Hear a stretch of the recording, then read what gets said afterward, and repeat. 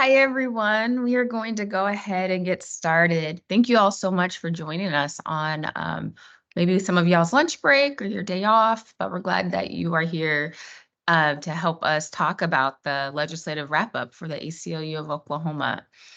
A few things. I'm Tamaya Cox-Ture. I'm the Executive Director of the ACLU of Oklahoma, and my pronouns are she, her, hers. I've been in this position for almost 4 years now and really excited to lead this amazing team. Our work around at the ACLU really revolves around three areas. Our litigation work, which many people know us about, our education and advocacy work, and then our policy work, where we have this amazing opportunity to affect change, promote our mission, which is to protect civil liberties at the legislature, as well as in other areas under the dome. But a few quick things before we go ahead and get started is one, happy Pride.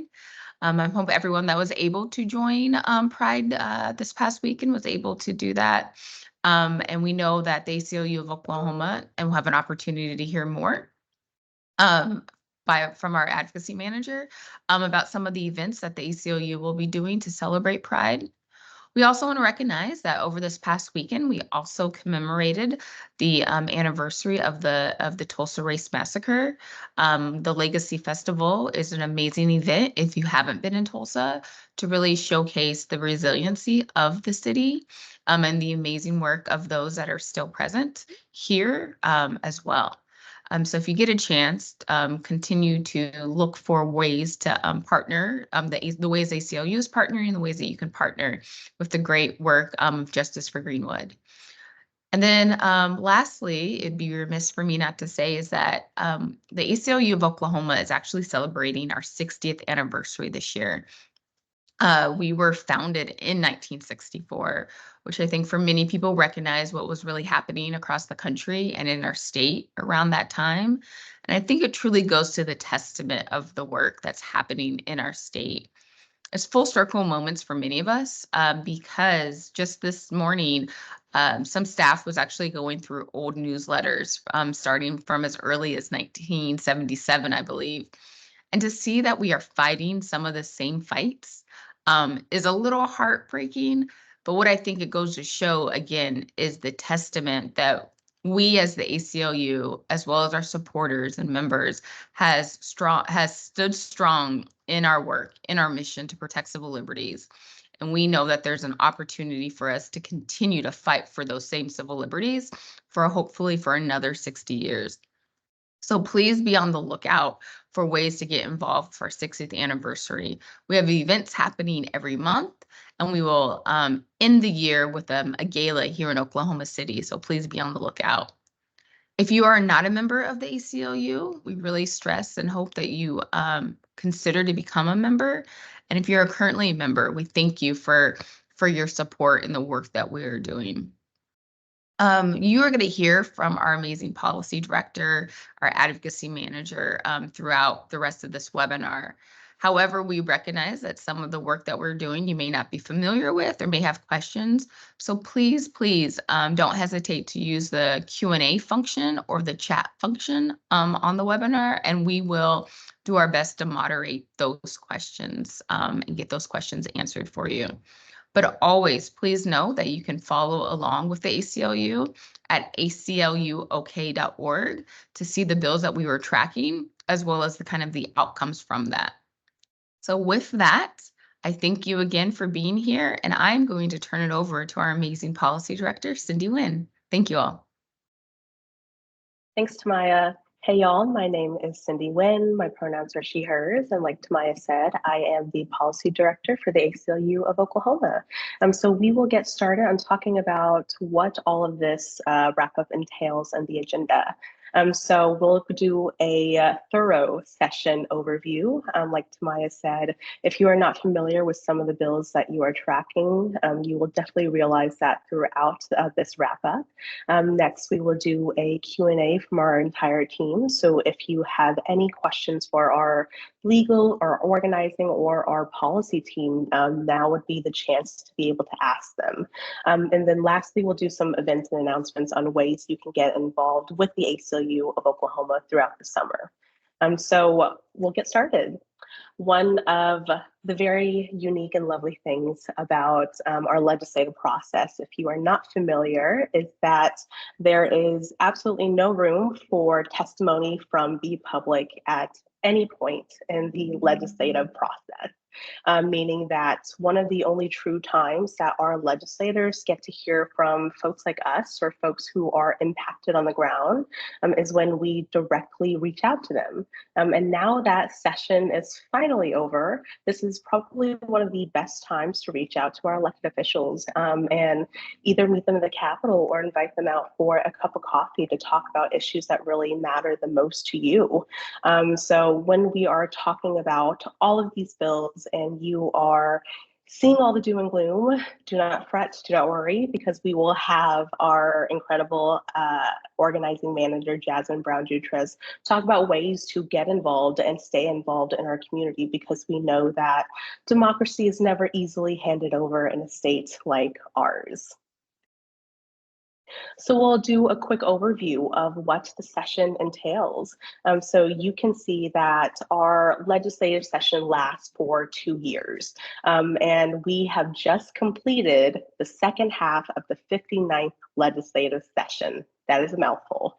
What that means is that all of the bills that either did not pass or didn't receive a hearing from the previous session now rolls over into this year. So all the bills from 2023 that didn't explicitly die or get voted down are rolled over into the session.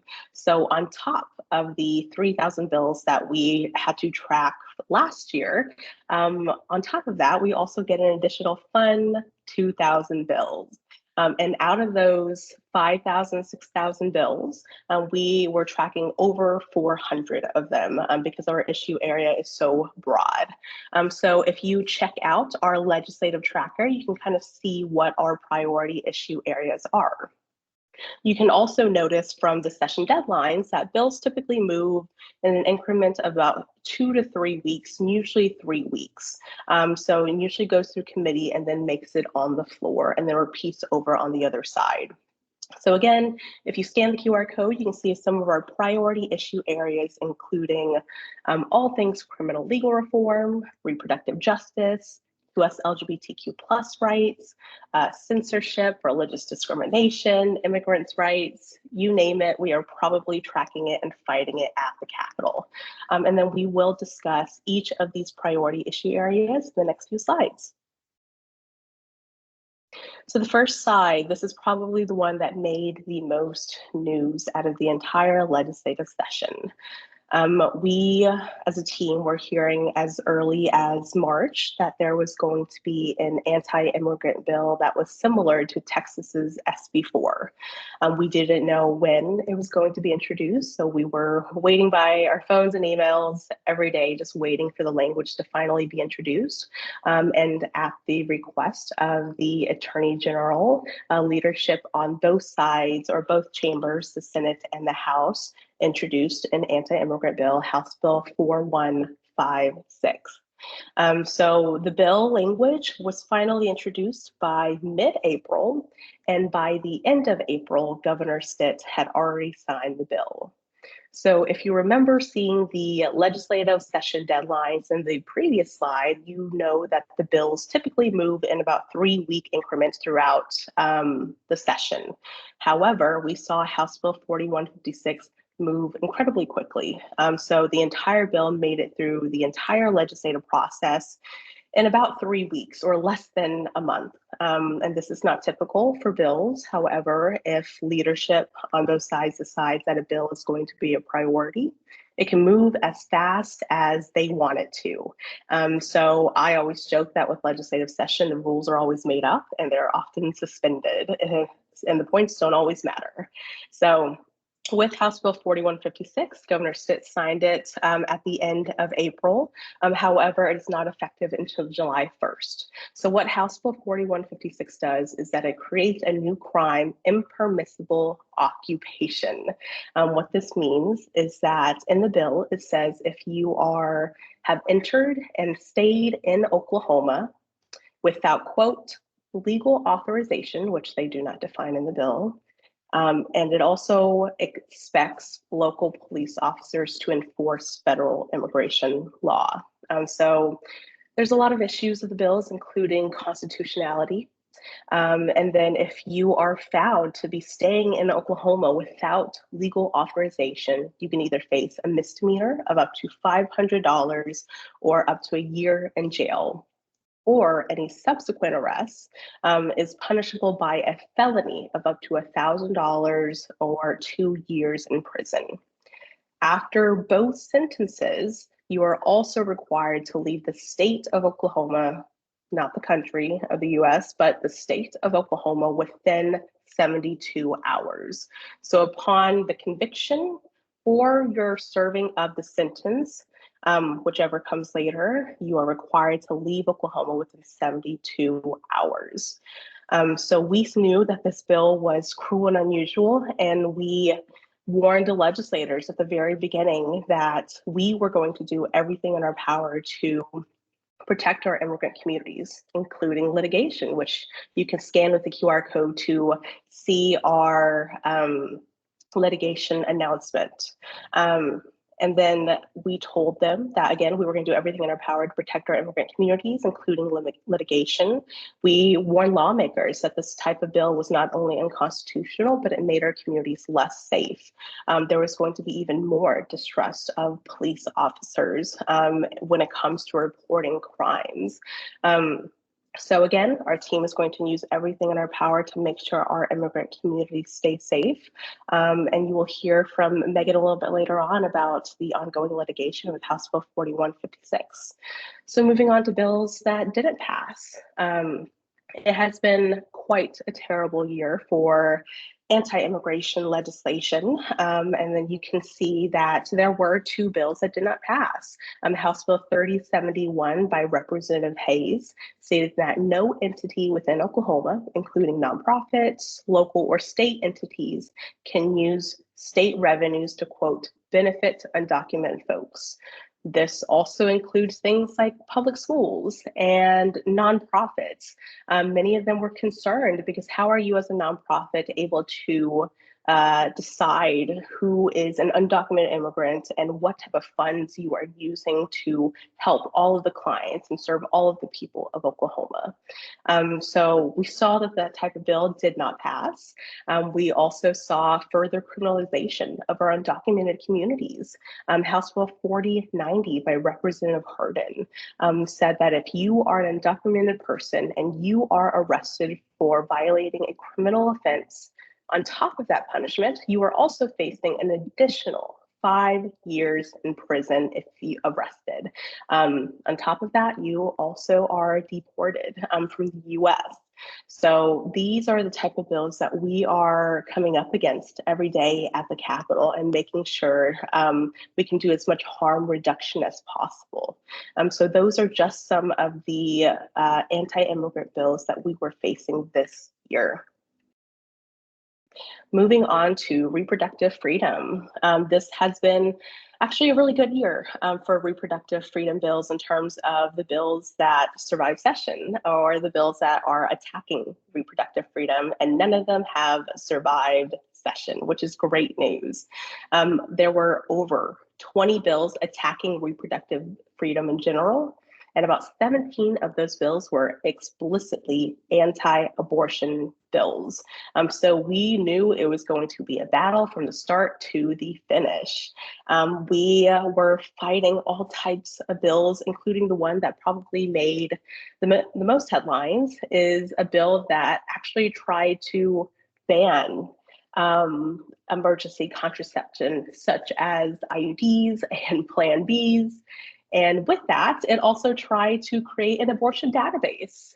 So if you had to receive an abortion in Oklahoma because of a medical emergency, that doctor was then going to have to report that data to the Oklahoma Department of Health.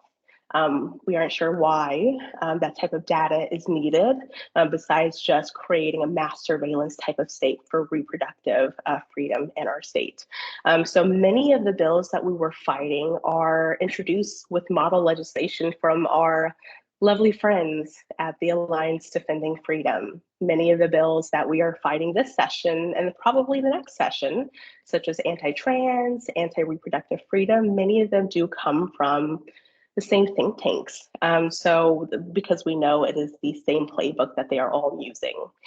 We have also fought bills such as an abortion pill trafficking ban, banning delivering or mailing of abortion pills, also a healthcare refusal bill.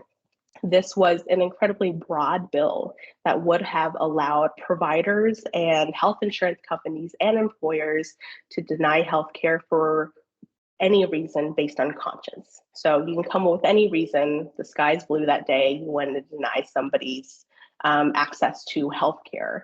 So it was a very broad bill that actually made it all the way to committee on the other side.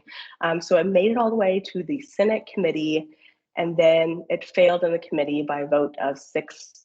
And I still remember it because there was a pause heard around the world by one of the senators who took a very long time deciding on whether he should vote for this type of bill and limit access to everybody in Oklahoma.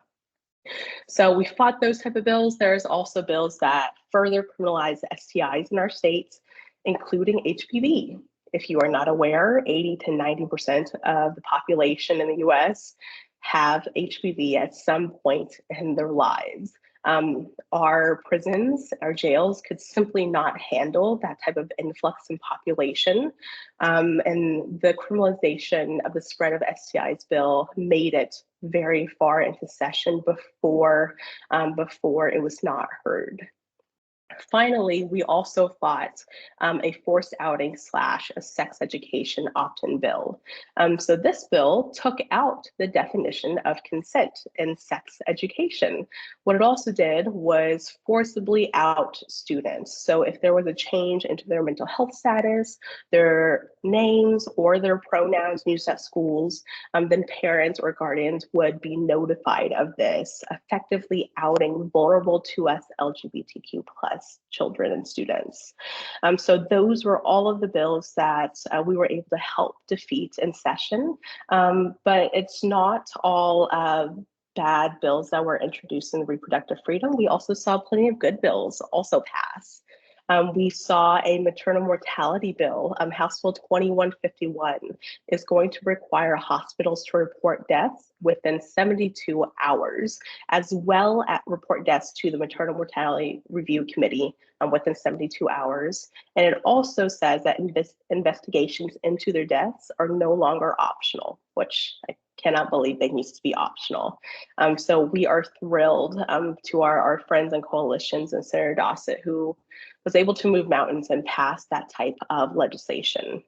We also saw, unfortunately, SB 1742, a bill that would have allowed folks to pick up birth control for a year's supply of birth control at their pharmacy for an entire year. And that bill was one vote short on the House side of passing, but this is not going to be the end of that bill.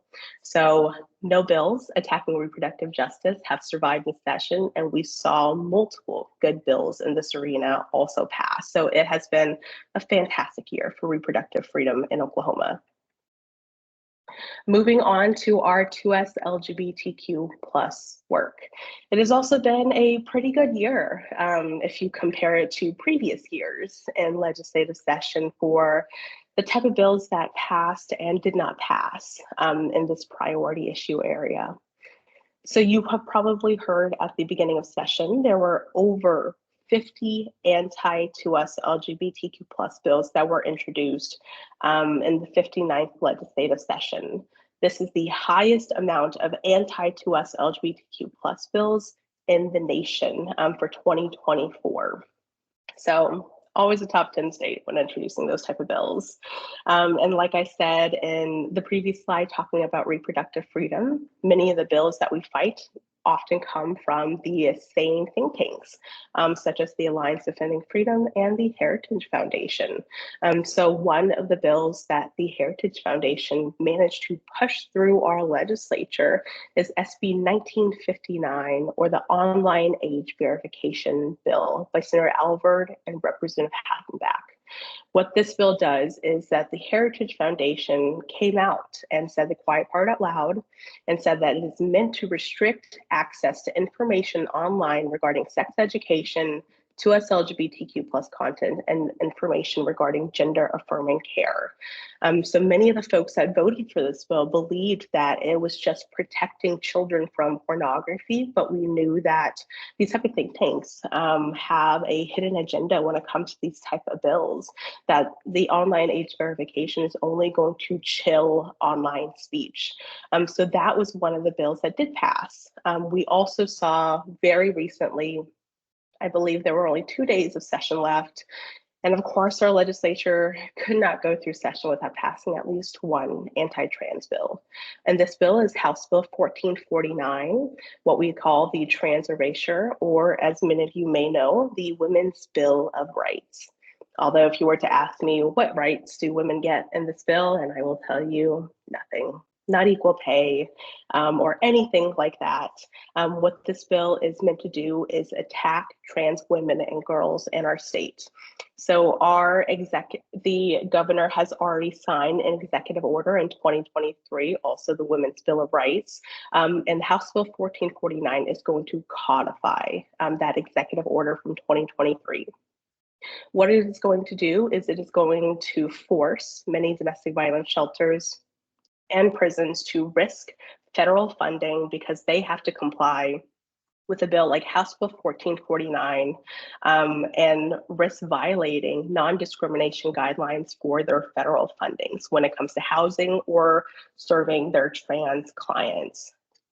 So what House Bill 1449 also does is that it makes it much more difficult for trans folks in our states to be able to get identification for documents that matches their gender identity. So again, our legislative session for 2us LGBTQ plus rights has always been immensely difficult, but I always say, look at the amount of bills that we were able to help defeat with our coalition partners and the bills that didn't pass. So out of over 50 anti-2us LGBTQ plus bills, only about 2 of the explicitly anti-2us LGBTQ plus bills actually passed.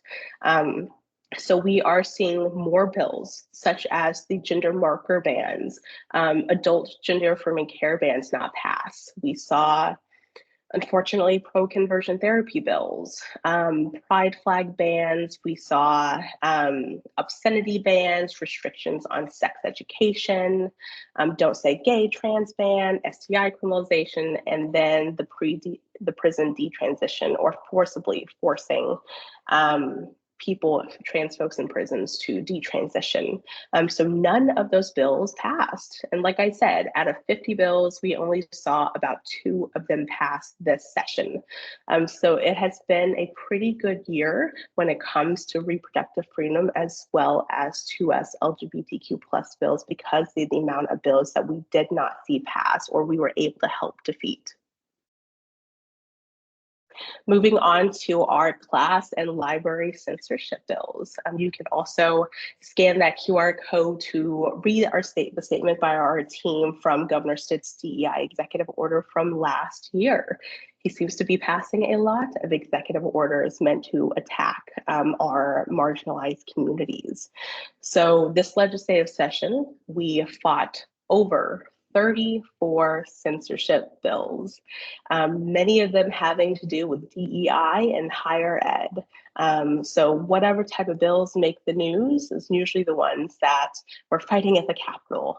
So we saw last session, Governor Stitt passed or signed an executive order last year that said that it would prohibit state agencies from funding or requiring diversity, equity, or inclusion programs.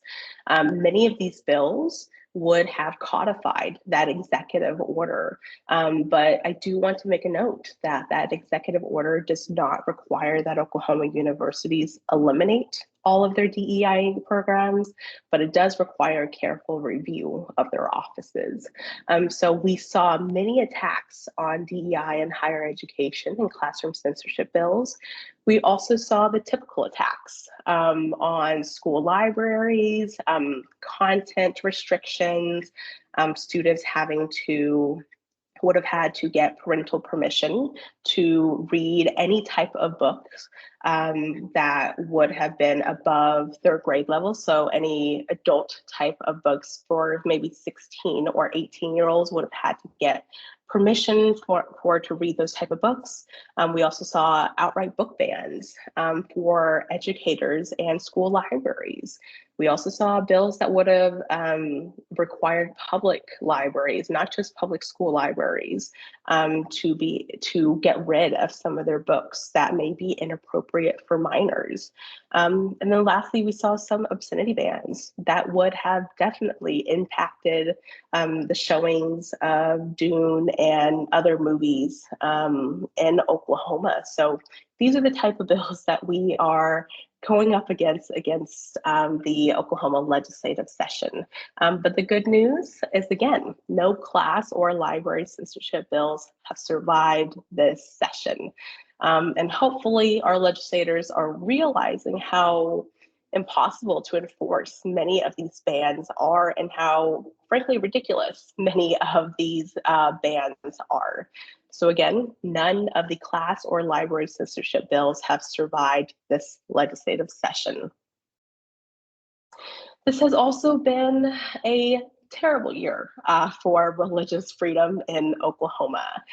So we saw quite a few bills get introduced this session. We saw about 17 anti-religious freedom bills during the 59th legislative session, many of them having to do with teaching creationism in schools, establishing school chaplains, which we will definitely talk about, nativity scenes, displaying In God We Trust in schools, in each and every classroom, changing curriculum to no longer teach science, but also teach creationism. So those are just some of the bills that we saw, and a lot of the bills that didn't survive included, again, more Ten Commandments bill. There was yet another bill by Senator Bullard, SB 1858, that would have required the 10 amendments to be on the state capitol. And I laugh because it feels like, how many times do we have to teach you this lesson? If you've been following the ACLU of Oklahoma, you know that we have already litigated against this and won. So we saw SB 1858 not even get a hearing.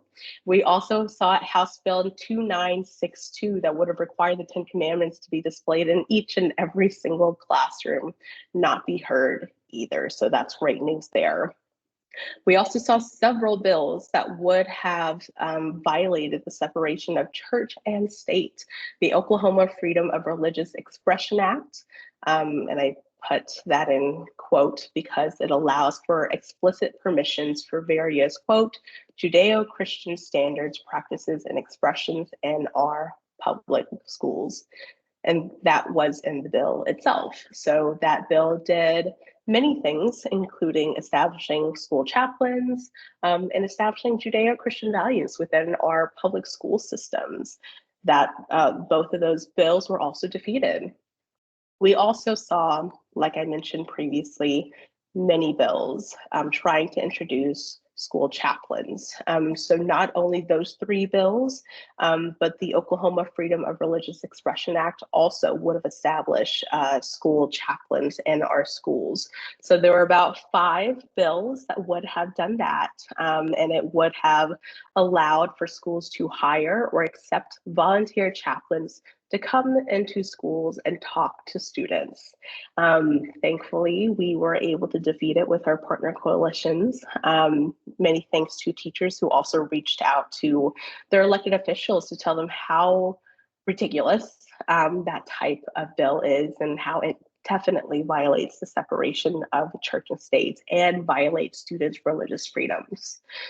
And moving to the bill that did pass, so House Bill 1425, I think I should say 1425, by Representative Stairs. It establishes a time-released program.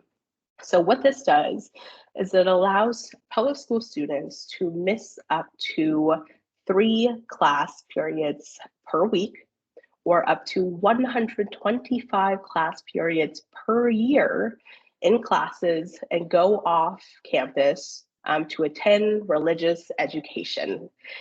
This lovely bill was pushed by the lovely LifeWise Academy. If you've not heard of them, they have been making the news recently about trying to establish this type of bill across the nation.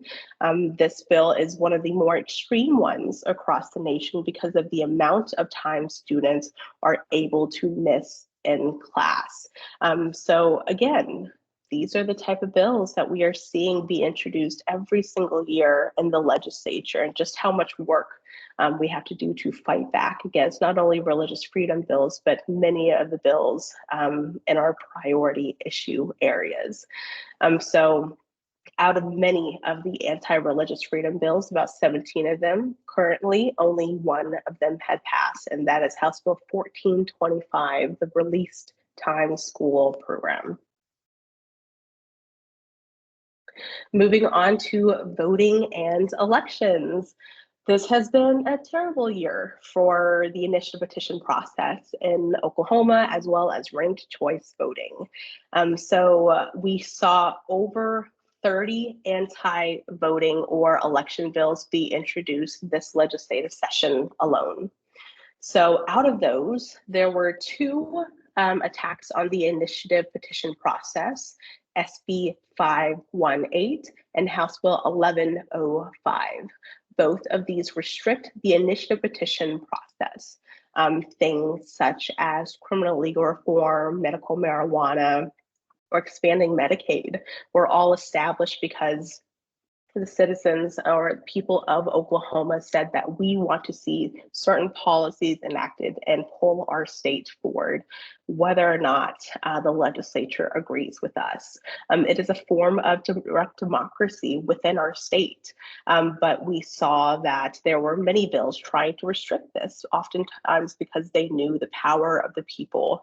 And every single year we see legislatures try to roll back the progress being made for State Question 780 or the criminal legal reform ballot measure that passed in 2016. So every year we are fighting back against attempts of the legislature overriding the vote of the people and what we say that we want.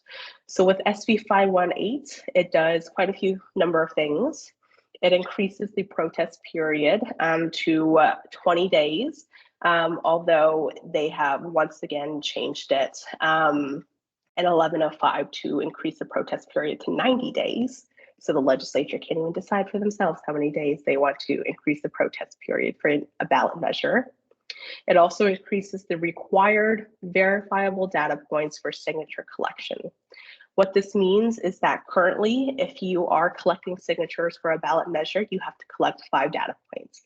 That data point is your first and last name, your house number, your zip code, and month and day of birth. This SB 518 would require that 4 out of 5 of those things exactly match what is in the system. Currently, they only have to match about 3 out of 5. SB 518 is going to force folks to match exactly 4 out of 5 those measures. And you may ask something like, well, I mean, shouldn't it already match? Isn't this just increasing security in the initial petition process? However, what happens to folks who have recently moved or folks who may not use their first legal and last name, if they go by a nickname, if their address has changed. So there are many types of things that could have somebody's signature be invalidated because of SB 518. If your numbers look the same when you are signing something on the petition ballots, it could mean that your vote doesn't count when you are signing that because of SB 518. It also requires a $750 filing fee, which may be one of the highest in the nation just to get something on the ballot. And I recently read that I believe it is Oklahoma and Florida are the only states in the nation that have a protest period for their initiative petition at all. So Oklahoma has one of the strictest requirements to even get on the ballot. Since 1989, only 19 initiative petitions have actually reached the ballot. And yet we still have legislators continuing to restrict this direct democracy in Oklahoma. With HB 1105, which passed first, it also increases the protest period for legal challenges to the initiative petition period to 90 days, which lengthens the entire ballot measure initiative petition. So there are multiple attacks on direct democracy in Oklahoma that have passed legislative session. We also saw House Bill 3156 by Representative Roberts pass. It completely bans ranked choice voting in Oklahoma, which we currently do not have in Oklahoma, but that goes to show you the priorities that our legislative session loves to pass. So banning of ranked choice voting. We also saw a really good bill that clarifies voting rights after commutations and pardons by Representative Goodwin and Senator Young. So it would clarify that individuals that are convicted of a felony are eligible to register to vote under the following conditions. So if they received a commutation at time served, and they have no other active felony sentences, they received a commutation that reclassified the crime from a felony to a misdemeanor. And lastly, they received a state or federal pardon with no other active sentences. Oftentimes you wonder why these type of bills have to be made, because you would have thought that many of things have already been established, but it is unfortunate, but we are very glad to see this type of bill to clarify what it means to be able to vote in a state like ours. And lastly, moving to our criminal legal system. This is the portion that takes up most of our work at the ACLU of Oklahoma, because the number of bills, the sheer number of bills, and if you look at our bill tracker, you can see the amount of criminal legal reform bills that we have fought up against. But we've also seen really good bills pass as well. So some of the great bills that we are thrilled to be able to partner and help push for. The first one is the Survivors Justice Bill. So Oklahoma Advocacy led the efforts on this, and the Survivors Justice Coalition, to be able to allow for the resentencing of survivors who fought back. And allows for judges to have reduced sentencing guidelines for survivors for crimes that they have committed, if it is substantially related to the abuse that they have endured in that relationship. So this is the first time in a Republican-led red state, deeply red conservative state, that this type of bill passed. It is extraordinary, the efforts that the coalition has put into being able to fight for all survivors, especially incarcerated survivors who have committed crimes, because they are trying to survive that relationship.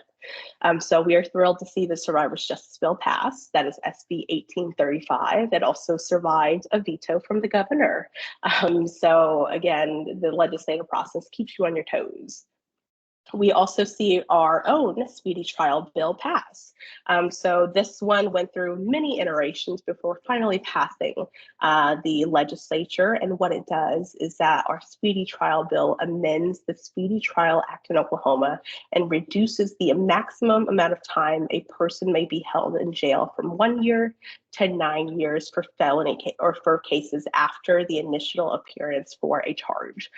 So a year down to 9 months may not seem like a lot. Originally, it was at 6 months, but we knew to pass the bill, we had to make sure that we took everything into consideration and also listen to prosecutors. So we got it down to 9 months. So it would reduce the time someone could be held in jail from a year down to 9 months after the initial appearance for a charge. We also saw some very unfortunate bills. This one also likely made the headlines that you saw. Anti-homeless bills, bills attacking our unhoused neighbors. SB 1854 by Senator Weaver forces individuals who are facing houselessness to either pay $50 or spend 15 days in jail if they refuse assistance. However, in this bill, SB 1854, police officers are not required to even provide assistance before fining folks or throwing them into jail. The author himself has said that he is simply trying to help folks and get them the help that they need. But we at the ACLU know that fining and punishing unhoused folks is not the way to address the housing issue within Oklahoma. We also saw bills not attacking, but strengthening things like the death penalty and making it a little bit more difficult in Oklahoma. SB 1702 by Senator Daniels shields DOC from open records requests in death penalty cases. So we are seeing those type of bills, good and bad, pass on the criminal legal side. But we also saw plenty of bills that didn't pass. And this is a lot more fun to talk about, to see the amount of bills that were defeated with the coalition. So the first bill is the bill that would have repealed the JNC, or the Judicial Nominating Commission. If you're not aware, the Judicial Nominating Commission is an independent committee that helps nominate judges in Oklahoma. And many of the bills or the resolutions that were introduced this year would have repealed that completely and gave it completely over to the governor, as well as the Senate, to approve his nominations for judges in Oklahoma. So all of those bills were defeated or not heard on the floor. We also saw, of course, increased criminalization, increased fines and fees. So we saw bills that would have increased the 85% crimes, meaning you had to serve 85% of your sentence. And we also saw one bill that would have increased it to 100%. So again, those are the type of bills that we were fighting at the Capitol. We also saw a bill that would have required 15 to 17-year-olds to be charged as youthful offenders for running from police officers. Youthful offenders are treated essentially like adults in the criminal legal system, with some opportunities for rehabilitation. But that type of bill was recently vetoed by the governor. So there are some good things when it comes to the things that he does veto. We also saw, like I said, none of the SQ 780 rollback bills, especially the one that would have lowered the felony larceny limit from $1,000 to $500, be passed this session. Those type of bills would have meant that if you went to the mall and stole a cell phone that was worth $500 or more, you would have been facing felony level charges. So we were able to fight back against all of those bills, and none of them have passed. And unfortunately, we also saw the death penalty moratorium bill not pass. So although we were very proud to see it reach all the way to committee, we saw that it did not pass or receive a vote on the House floor, but that does not mean that it's the end of our work, and we are always going to try again next session. We also saw bills such as the exoneration settlement increase, meaning that if you have served your time or you are exonerated for the crime, then it would have removed the $175,000 cap for the time served. It would have given everybody $50,000 per year, because if you can imagine spending several decades in prison and all you get is $175,000, that's essentially pocket change. So moving that to $50,000 per year, and again, even though it did not pass this session, we are going to try again next session. And then lastly, many of the mass surveillance bills did not survive, including the automatic license plate reader bills. So automatic license plate readers are a sweeping mass surveillance tool that is very powerful and feeds into a centralized database, meaning that your driver's license, as well as your license plate information, is going to be sent to it could be accessed by federal authorities. It could be accessed by state and local authorities as well. So we were able to fight back and watch one of the bills get defeated on the floor, which is very rare.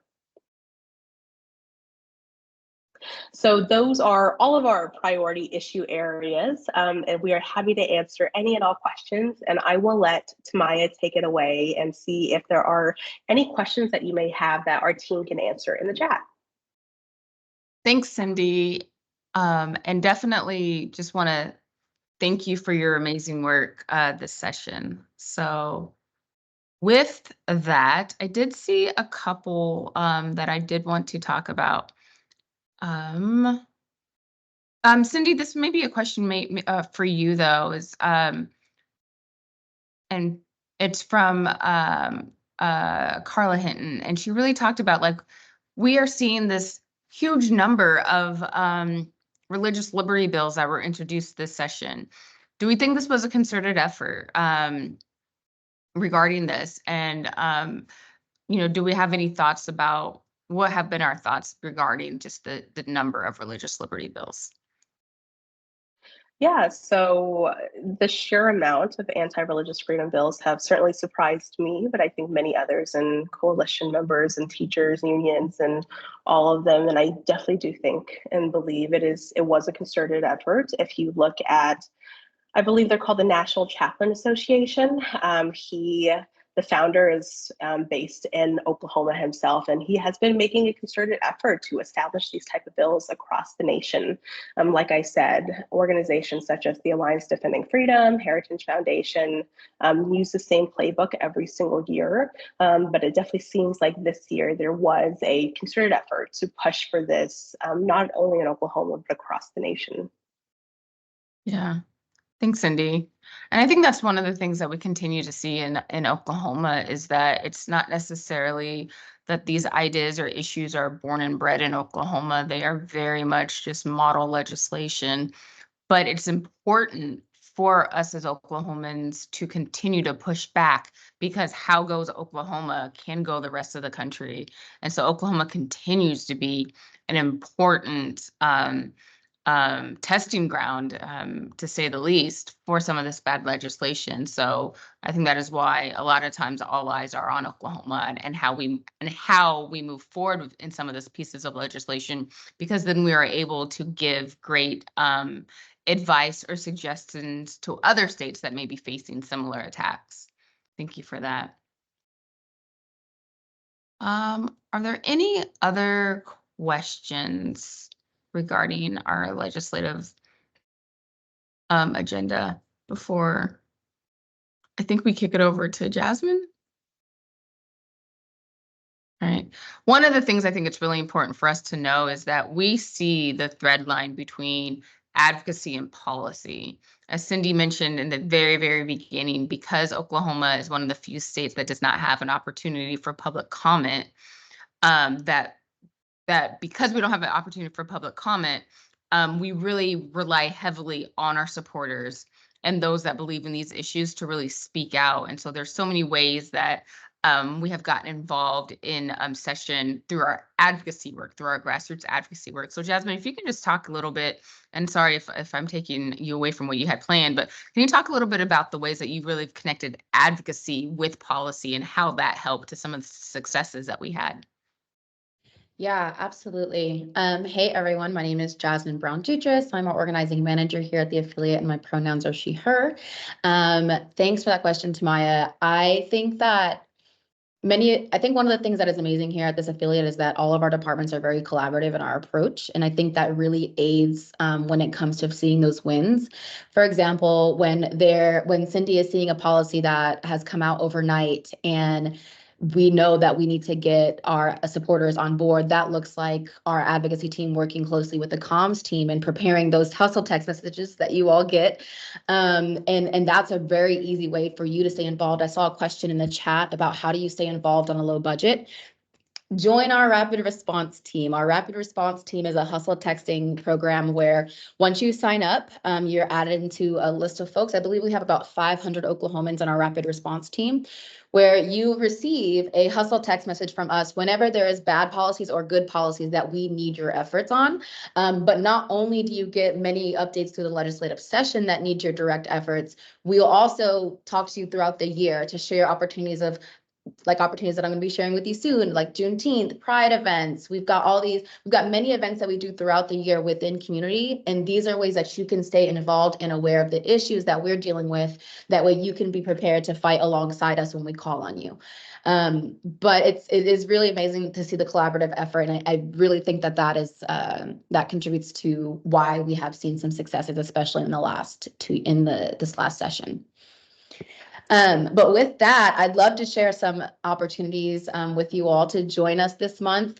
For those of you who have been ACLU Oklahoma supporters for a long time, you know June is a very busy month for us, but it is also my favorite month because it's the time when we have the most community engagement. You see two opportunities on the screen here that I'm going to share in detail with you, but I will share just a couple at the end of some other events that you can also join in on. And if you want to know more about those details, I will leave my email in the chat so that you can reach out to me if you're interested in joining those other events as well. So the first event that I want to start with that we are kicking off this month with is Juneteenth on the East. We will be at Juneteenth on the East on June 15th. We'll have a table there. I'm very excited to support the community. One of the things that we will have this year at our tables is we will be having our 60th anniversary t-shirts. I know some folks are very interested in seeing those. You can come and buy a t-shirt from our table if you'd like one, but if you're not, mostly our table is just there for an opportunity for you to come and ask the same questions that maybe you didn't get a chance to ask here, or if you want to know how legislative session went, you have questions about where we are in litigation. We will have many staff members there throughout the day to answer questions and engage with you. So please come visit us and come get a lot of free swag because we have that. And then we have, of course, at the end of the month, one of our largest events of the year is Pride Fest. We always participate in the parade. And so you'll see here on the screen, the QR code is if you want to sign up to, let me back up, excuse me. If you want to sign up to join us and tabling, you want to volunteer, you can do that by getting the QR code on the left. And if you would like to be a part of our Pride Parade, which is on Sunday, June 30th, just coming to join us as an attendee, have fun together, you can sign up on the QR code on the right. And the t-shirt in the bottom is the t-shirt that we'll be using for Pride this year. It may be familiar to some of you. It is our t-shirt from last year, but that is because we think this is a great opportunity to re-highlight this shirt as the Pride theme is queer justice. And so what better shirt than Talk Civil Liberties to Me from the ACLU for this year? So we're really excited to bring that back. Another announcement about Pride. This year, we've decided to extend and really think about how we are participating in Pride this year. We wanted to be very intentional about creating healing spaces for our communities in a year that's been especially hard. And so we are also bringing back, some people might remember this, in the past we had the Smash the Patriarchy, which was a rage room event for the falling of access to reproductive health. And we did this last year, or we did this 2 years ago when folks were really feeling down and were like, I'm just mad. I need a place to be upset and it's okay. And so we're bringing that back this year for Pride, except we're bringing it for queer youth. We're going to be having a rage room called Smash the Hate at Pride Fest's Queer Youth Zone from 12 to 5 on Saturday, June 29th. You don't have to sign up. Just bring yourself, bring your kids, bring your friends' kids, and we will have filing cabinets for them to smash and just be mad however they want to and express themselves in whatever way feels great. So we are very excited to bring these opportunities. Please check in with me. We have so many other opportunities through the week, including partnering with Justice for Julius Institute and the Coalition to Abolish the Death Penalty on our Not on My Name Coalition meeting on June 20th. And we also will be partnering with the Foundation for Liberating Minds to do a community walk on the East Side on June 22nd. So we have so many amazing opportunities to get you engaged. I'm going to leave my information in the chat and reach out to me if there's any way that I can help to get you connected to the work. Thank you, Jasmine. As you can tell, our work doesn't stop because session's over. But what we also know is that this type of work can continue on, and how we can prepare for session is by ensuring that we are hearing from community members about the issues that are happening. So just because session is over, it doesn't mean we still shouldn't be thinking about what we want to do for next session. So if you want to be thought partners with us, definitely reach out to Jasmine and Cindy on ways that we can ensure, again, that we're moving Oklahoma forward through good, inclusive, positive legislation that we as the people introduced. Not that we don't want to wait on legislators kind of to make those changes for us. And as I said earlier, I believe this is my slide. If it's not my slide, then whoever's it is, jump in. Okay, I'll take it. As we said earlier, we are celebrating our 60th anniversary. We are really excited about this time, and I hope you are as well. We commissioned local but internationally famous artist Doris Duong to a We the People piece, as you can see on this T-shirt. And she has graciously created this amazing piece of artwork that really talks about community, talks about the importance of the we, and that's really how we go into our work. And so if you're interested in purchasing a shirt, please reach out to Jasmine or Cindy. And we just concluded one round of our kind of fundraiser around the hoodies and sweatshirts, but please be on the lookout. While we do have t-shirts with us, then we will have them at our events. So if you want to bring, they are $30. So if you want to bring cash or check to an event that we're going to be at, definitely meet us there. But please also be on the lookout for other opportunities to purchase the sweatshirts as well when we do another kind of t-shirt fundraiser drive. And with that, we appreciate you all again for sticking with us, for being with us throughout this session. We'll recognize session's hard sometimes. Some of the things that are said are completely opposite of the views, and definitely does not move Oklahoma to be the Oklahoma that we all deserve to live in. But we get through session together. And that is really what I hope that we continue to do throughout the work, is that you continue to follow us, be prepared, be aware. But more importantly, as I said, this is a partnership. So if there are areas that we're not following or we're not really thinking about, please don't ever hesitate to say, like, where are y'all here? Why haven't you showed up here? We believe in accountability to the community by all means. So with that, we hope that you will continue to follow us. If you're not a supporter, we hope that you become a supporter, a rapid responder, or a member. And we hope that we continue to be, like I said, in community with you all as we move forward through the rest of this year. So with that, thank you all so much for your time, and we will see you soon.